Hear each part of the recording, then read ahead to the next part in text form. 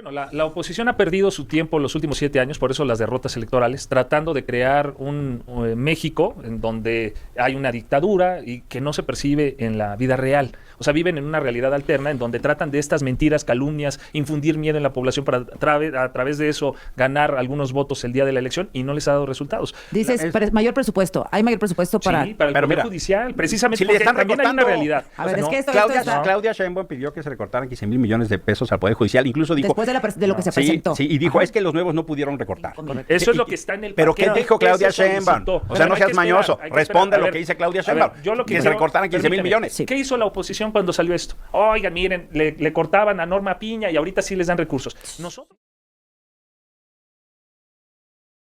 Cada lunes arrancamos con esta mesa de conversación. Israel Zamora, ex senador de Morena, ¿cómo estás? Muy bien, excelente inicio de semana para todos. Israel, ¿cierto o falso que hay rebelión contra Dan Augusto López? Por fin. No, a ver, la oposición es lo que quiere, que haya una división dentro de Morena, porque ven ahí una oportunidad para poder hacer La algo, senadora morenista Guadalupe Chavira explicó que el coordinador ahora está obligado a consultar las decisiones y rendir un informe detallado sobre su presupuesto. Bueno, siempre ha sido una atribución, ¿no?, de todos los senadores que designan. Recordemos que los coordinadores pues son designados por los propios senadores en un acuerdo que hay normalmente al inicio de las legislaturas, y yo creo que esta manifestación es una idea, una posición personal, entiendo hasta este momento, de la senadora. No, pues que son 13, ¿no? Y creo que, bueno, se les pueden sumar, y yo no le veo nada de malo en la rendición de cuentas. O sea, creo que está bien que todos, sobre todo en esos cargos que son importantes, tengan que realizar un ejercicio de transparencia, y estoy seguro que incluso el propio coordinador Adán está de acuerdo con ello. Entonces yo no le veo ningún problema. No creo, pero sí es como muy hiriente y muy ofensivo, ¿no?, que los traten a los morenistas nada más como un grupo que tiene que atender las órdenes de Adán Augusto López, que atiende las órdenes de Andrés Manuel López Obrador. No, a ver, se ha criticado mucho a veces de que se le hacen modificaciones a las iniciativas que presenta la presidenta. Por ejemplo, lo vimos en telecomunicaciones, lo vimos en algunas otras que se aprobaron a finales del año pasado, pero también se les critica a veces de que se aprueban como se mandaron las iniciativas. Entonces, es falso que haya una... O sea, sigue siendo súper respaldado Dan Augusto López en Morena. Yo creo que es un compañero que forma parte del movimiento, sigue siendo el coordinador de los senadores, que es un cargo importante, obviamente de confianza. Y eso es lo raro, ¿no?, que siga siendo el coordinador de los senadores de Morena. Es que no hay imputaciones todavía, no hay elementos de prueba que acrediten una vinculación con Hernán. Solo quiero dejar claro que en este momento sigue siendo el coordinador de los senadores. Los cargos que están en las cámaras, más otras cosas que sucedieron, salieron de una disposición de Andrés Manuel López Obrador. Es decir, cuando habla con sus famosas corcholatas, le dice el que quede en segundo lugar va a hacer esto, en tercero va a hacer esto, en cuarto. Por eso cuando ellos hablan de los plurinominales, dice uno, bueno, ¿a quién es el mensaje, no? Entonces, esa es la primera parte. La segunda, yo creo que el fondo está en otro lugar. Resulta que el gobierno no tiene dinero. Y al parecer, por lo que dice la prensa, pues van a tener un recorte ahí en senadores. Entonces yo creo que por ahí viene una parte del problema. Ahora, inicio con este tema porque sé que el tema del amparo es muy importante, que se está discutiendo, pero inicio con este tema de Hernán Bermúdez porque tengo temor de que se nos vaya olvidando o vayan sepultando el asunto de la responsabilidad de Adán Augusto López, del propio Carlos Merino, Sí. O sea, como que lo dejamos ahí en un ladito Carlos Manuel Merino y no se habla de él, de la posible responsabilidad de Andrés Manuel López Obrador, el tema de la barredora, el huachicol. Es que no están pasando cosas irrelevantes. Estuve de este jueves hace 8 días en Villahermosa, Azucena. El nivel de indignación es enorme. Y me parece que esto refleja la derrota ética y la pérdida de horizonte ético de Morena. ¿No les parece suficiente en términos de que un gobernador y su secretario tengan relación? El secretario de Seguridad, cabeza del crimen, el de los secuestros, el de las extorsiones, el que organizaba ejecuciones, o sea, la barredora en Tabasco, y ahora la representación del cártel Jalisco Nueva Generación en Tabasco. A ver qué dice la presidenta sobre el tema. Lo he dicho aquí varias veces. No, eso lo define la Fiscalía, no lo definimos nosotros, a partir de las investigaciones. Es una definición de la Fiscalía a partir pues de la investigación que se haga. Ya el propio senador Adán Augusto dijo, si me llaman voy a declarar, no tengo ningún problema. Entonces es una decisión de la Fiscalía. Gracias, presidente. Y lo importante, bueno, el problema es que lo llamen a declarar, porque el fiscal de veras que no ha cumplido ningún compromiso respecto a los temas duros del país, claves. No, se ha dado buenos resultados, muchas personas detenidas, muchas personas procesadas, judicializadas, muchas carpetas de investigación de generadores de violencia en el país. Permítanme nada más decir, a ver, respecto de este caso de Hernán, dijo la presidenta apenas la semana pasada que fue el propio presidente Andrés Manuel, hace 2 años, quien realizó o quien pidió la destitución para que pudiera ser investigado. Morena, a lo que yo voy, realizó los actos primero para detectar posibles irregularidades y vínculos de Hernán con el crimen organizado. Fue Morena la que realizó las investigaciones y la integración de las carpetas de investigación que hoy tienen a Hernán en el altiplano. Se había dicho que iban a tardar meses en la extradición. Bueno, fue detenido el 12 de septiembre y el 18 ya nada tenía más que lo expulsó un pie Paraguay, en el no altiplano. lo pidió México. Sí, pero también por la colaboración entre el gobierno de México, el Centro Nacional de Investigación, que fue parte fundamental para la detención. A lo que voy tiene actualmente 2 carpetas de investigación abiertas. Una por el gobierno estatal, con 3 delitos, asociación delictiva, extorsión y secuestro express. Y también el gobierno federal, bueno, en este caso la Fiscalía General de la República más bien, tiene también abierta una investigación por 2 crímenes. Hay que llamarlo a declarar o él se tendría que presentar, ¿no? Dijo que con fuero o sin fuero, pues él cantaba, él iba a declarar. Mira, lo que es ineludible es la responsabilidad ética y política de Adán Augusto en ese nombramiento. El daño como gobernador a su estado y luego como secretario de Gobernación es ineludible. Y eso es lo notable, que no lo vean ni Sheinbaum ni nadie Morena. Parece increíble. Pero también es increíble que ante las evidencias de lo que se hizo como daño no se indignen. O sea, lo que ustedes hacen, Israel, y tú eres un ejemplo de lo que acabas de decir, es que encabezas la negación. O sea, ¿no te parece suficiente lo que hizo este señor como para que Adán Augusto tenga una responsabilidad? Pero mira, lo notable es que no te parezca grave. Lo notable es el daño. Y además, no es cierto que López Obrador haya dicho, eso es una mentira. Eso es una mentira. Y lo que quedó claro es que fue Javier May y el general de la zona, que por cierto, ya removieron. Dicen que no tuvo nada que ver, pero eso no hay manera de disociarlo a Israel. Hay demasiadas como es cadenas, el fenómeno de un secretario de seguridad cabeza del crimen, ¿y no les parece grave? Regresará este tema de la barredora, Hernán Bermúdez, y por ende, pues, Adán Augusto López, Andrés Manuel López Obrador. Rubén, ¿qué opinas? ¿Qué tendría que hacer, pues, Adán Augusto López?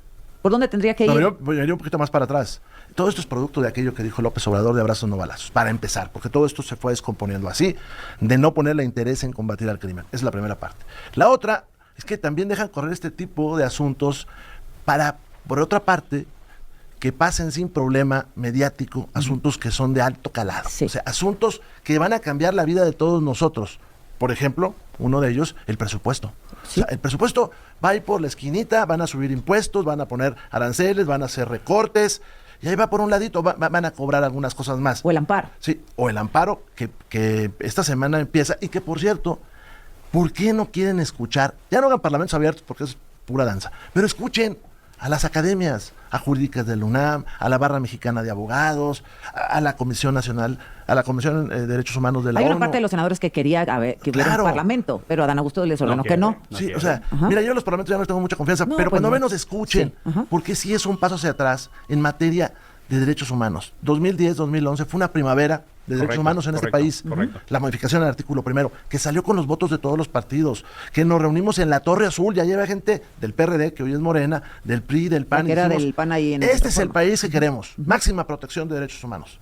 Y ahora vamos para atrás. Ahora, es que no podemos, digamos, excluir una cosa por la otra. No deberíamos. El tema de Adán Augusto a mí me parece gravísimo. O sea, es un tema criminal. No solamente se hizo Hernán Bermúdez de la barredora de la Secretaría de Seguridad del Estado, sino de las direcciones de seguridad de los municipios. O sea, él ponía a los directores de seguridad. Y en serio nadie se daba cuenta que había esta red gigante de corrupción. Claro que me preocupa el tema del huachicol. Pues si el presidente López Obrador, la Marina, los hijos del presidente, las muertes de los marinos, etcétera. Pero en paralelo están corriendo estos temas que pueden afectar a largo plazo a la ciudadanía en sus derechos humanos y en su economía, ¿no? El tema del amparo y del presupuesto. Y en el tema, perdóname, en el rumbo del país. No hay rumbo del país. El presupuesto es rumbo del país. Acá no lo hay, más que seguir pateando el bote. ¿Qué te preocupa del amparo, Emilio? Mira, lo que es increíble es cómo un movimiento que tenía los derechos humanos como bandera, hoy sistemáticamente hace propuestas para limitar libertades y derechos. Incluso hasta su ejercicio los califica de abusos.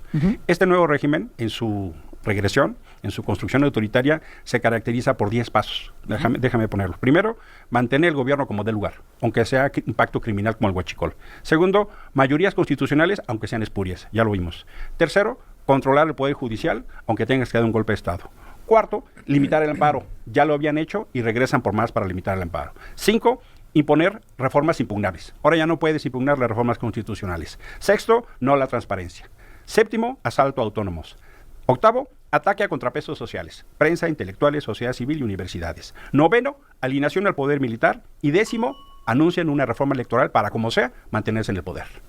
Ese es el reforma electoral. Ese es el paquete de un nuevo régimen de pensamiento fascista y corte autoritario. Bueno, la oposición ha perdido su tiempo los últimos 7 años, por eso las derrotas electorales, tratando de crear un México en donde hay una dictadura y que no se percibe en la vida real. O sea, viven en una realidad alterna en donde tratan de estas mentiras, calumnias, infundir miedo en la población para a través de eso ganar algunos votos el día de la elección y no les ha dado resultados. La reforma a la ley de amparo es mentira que afecte los derechos de las personas. Básicamente, si uno analiza qué se está reformando en la ley de amparo, son términos de digitalizar para que sea más rápido, que las notificaciones ya sean digitales, que las autoridades no tengas que llevarle un oficio y que tarden en responder, pero etcétera. Ya se puede, ¿no? ¿Eso y, o no? Sí, pero hay que hacer ajustes porque las notificaciones personales es mentira, no se podían tener si no las pedía la persona y ahora las autoridades están obligadas a ello. Segundo, hay un tema de las suspensiones que mucho tiempo grupos de interés muy poderosos en el país, principalmente económicos, utilizaban, pues muchos, por ejemplo, pues los que evadían impuestos. Como dinos,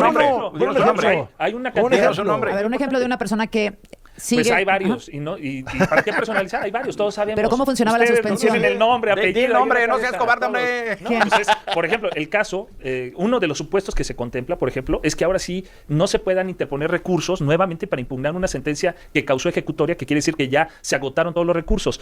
En materia de impuestos, por ejemplo, el caso de Salinas Pliego, es evidente que tenía años litigándose y que eso impedía que el fisco, el SAT, pudiera hacerse de un dinero que era de todos los mexicanos. ¿Qué va a pasar ahora, por ejemplo? Ahora ya no se puede impugnar. Durante la ejecución de la sentencia se permitía nuevamente un amparo respecto de una cosa que ya había sido juzgada. Pero tiene un fin. Entonces, no, pero ya era ilegal, porque solo lo hacían para dilatar el tiempo. ¿De dónde salió el amparo? Bueno, el amparo sale para controlar el poder. En el 2010, 2011, le dijimos al mundo, vamos a hacer un país distinto, con derechos humanos, donde se protejan los derechos de todo tipo. Así dice el artículo 1 de la Constitución. Los derechos humanos contenidos en cualquier tratado internacional, no en uno que se llame de derechos humanos, en cualquiera. Llega Morena al poder y empieza a destruir todo lo logrado.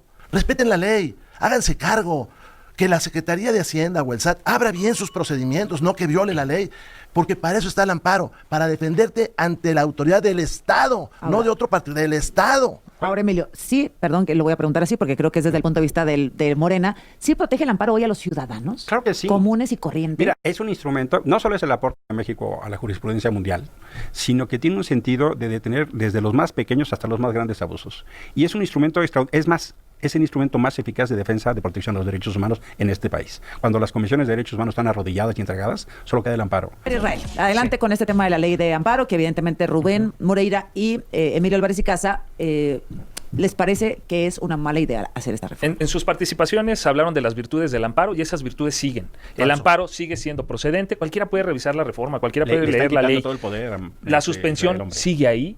Estamos ante un desmantelamiento del orden democrático en este país. Ese tribunal de disciplina que señalan es un órgano de coerción contra los jueces. O sea, si un juez dice estoy en contra de alguna resolución del Poder Ejecutivo, le van a hacer una investigación. El tribunal dice, muy mal este juez. Y lo quita. Lo vimos en la mañanera todo el tiempo. Pero luego viene otro problema. Decían que no, que la oposición y que no sé cuántas cosas están construyendo una dictadura. Dices, mayor presupuesto. ¿Hay mayor presupuesto para...? Sí, para el Poder Judicial, precisamente si porque están también hay una realidad. A ver, es que Claudia Sheinbaum pidió que se recortaran 15,000 millones de pesos al Poder Judicial. Incluso dijo... Después de lo que se presentó. Sí, y dijo, es que los nuevos no pudieron recortar. Correcto. Así que no es cierto que hay más dinero. Pero mira, el problema es este. Es la segunda vez que presentan modificaciones al amparo. Y lo hacen para darle más poder al gobierno.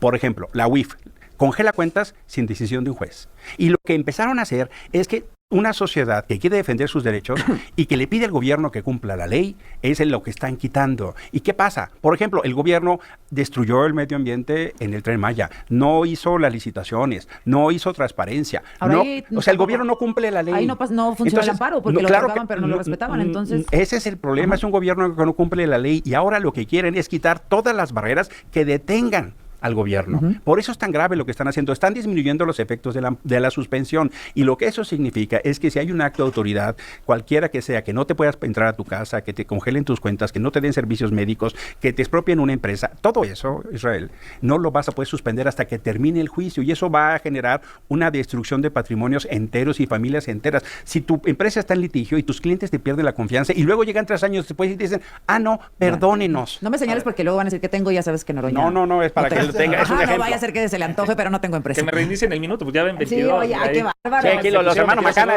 están un poco Oye, desquiciados. bueno, a ver. Primero, voy a dar cifras que vienen en el paquete económico que cualquier persona puede Y yo consultar. te las explico. Presupuesto Adelante. de egresos para el Poder Judicial en el 2025 aprobado, 70.983 millones de pesos. Para este 2026 se está solicitando 85.960 millones de pesos, lo que es un incremento real del Y 17%. tú le crees a Claudia, entonces ¿qué dijo Claudia? Es un incremento. ¿No dijo que se le Aquí cortaran yo les 15,000 estoy millones? dando los datos. ¿Me repites Yo- el pasado? ¿El pasado? Sí, el pasado son 70.000. 70,000. 983. Y ahora 85,000. Eso es lo que está en el ¿Pero paquete qué dijo que Claudia se Sheinbaum? solicitó. O sea, no Hay seas que mañoso. esperar, hay que Responde esperar. lo A que ver, dice Claudia a ver, Sheinbaum. yo lo que Que se quiero- le cortaran 15,000 permíteme, millones. Sí. ¿Qué hizo la oposición cuando salió esto? Oigan, miren, le cortaban a Norma Piña y ahorita sí les dan recursos. Nosotros Sí. sabemos que hay una deficiencia en el personal, en el número de personal en los tribunales federales. Pues sí. Hay una carga de trabajo excesiva Ahora y se sí, debe antes no. incrementar. No, ahora, bueno, antes había una serie de cuestiones porque los presidentes, o más bien los ministros, tenían un salario que era mayor Son al de la van a ganar lo presidenta mismo, ¿no? y por eso no, se Son disminuyeron. de un cinismo. A ver, Van déjame a ir con Rubén. tener Dale, menores dale. ingresos que los de la presidenta. A ver, dices que tienen más presupuesto y van a ganar Así menos es, los ministros. así A ver, es. Rubén. A ver, Se acabaron todos los lujos llega que la tenían. ley de ingresos con cargas impositivas, aranceles, y llega el presupuesto de egresos con recortes, con muchos recortes. Llega con un aumento al Poder Judicial. Lo que dijo la oposición no fue quítenselo.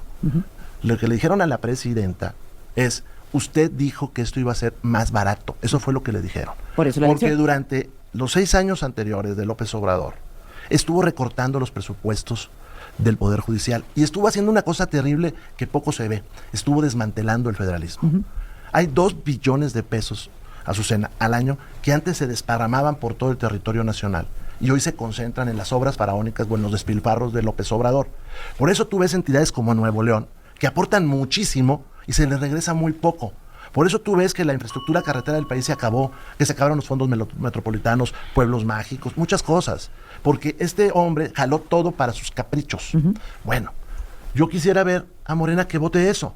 Pero quisiera que en el presupuesto arreglaran varias cosas. 25% menos para el INA, 25% menos para la certificación de Para el INE, semillas, sí, ajá. 23% menos para la Comisión de Libros Gratuitos, 24% menos para el tema de la transfusión, 23% menos el INBA, 20% menos el CONAFE, 19% menos el INE, Protección Ciudadana 18%, Cultura 17%, todo esto menos. Así está menos, porque se les acabó el dinero, porque quieren mantener un pedorro Tren Maya que no lleva a nadie arriba y le van a destinar este año 30,000 millones de pesos más.